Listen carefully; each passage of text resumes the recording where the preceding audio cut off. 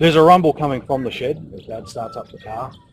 The way he takes off up the hill, we're heard from afar. We're flat out as we hit Bull Creek and up the other side. Before we hit old Sandy Grant's, the car begins to slide.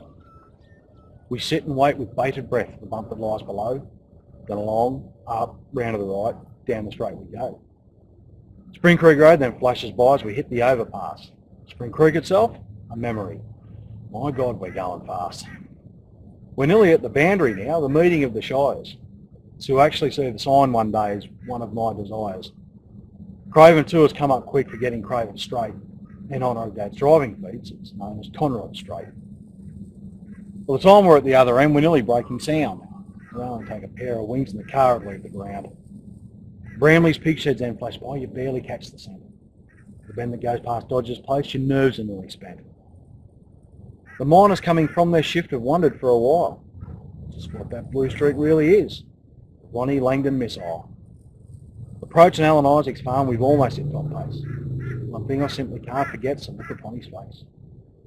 So he's often tried to give a wave, but he rarely gets it right.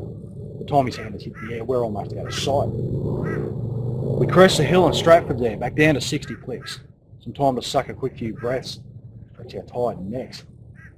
Now belting down a shortish straight, going to have to pass it forward. One thing about Dad's driving, you never could get bored. The underpass is coming. That sorts the men out from the boys. Dad's humble words have echoed through the testing of his toys. So midway through the left-hand bend, the G's become extreme. The pressure on the door intense, while you begin to scream. You wonder if the door will hold or whether you'll fall out. Either way, your life is in Dad's hands. Dad, let me out! The right-hand bend is no relief, the rough and rocky ride, the change of weight, the bumpy road, a high-speed power slide. The left-hand sweep should be a break, but there's no need to look. To see that Dad's right foot's gone down. Now, I know I'm not a sook, but to trust your life to someone else takes faith and a bit of prayer. Praying doesn't seem to work, because now I'm in despair. We crest the hill and see a bridge, Broad Gully Bridge its name.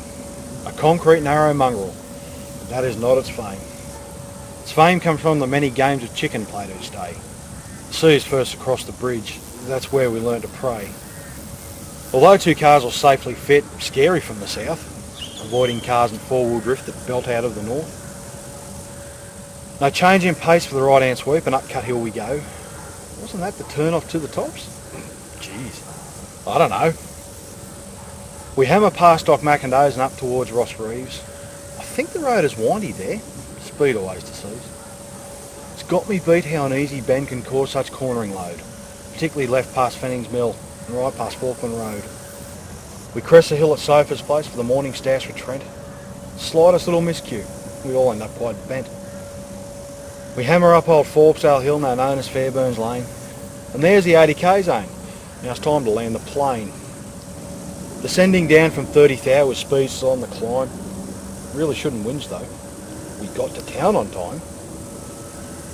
We come down from Insanity. The car then touches down. We coast down past Log Munros. 2 minutes, we're in town. Seems to take forever to get up to Jack's Lane. It sinks in by the golf course. That's the end of all our pain. From here, Dad simply takes us to our port of call. Now you may not believe me, but this story ain't that tall.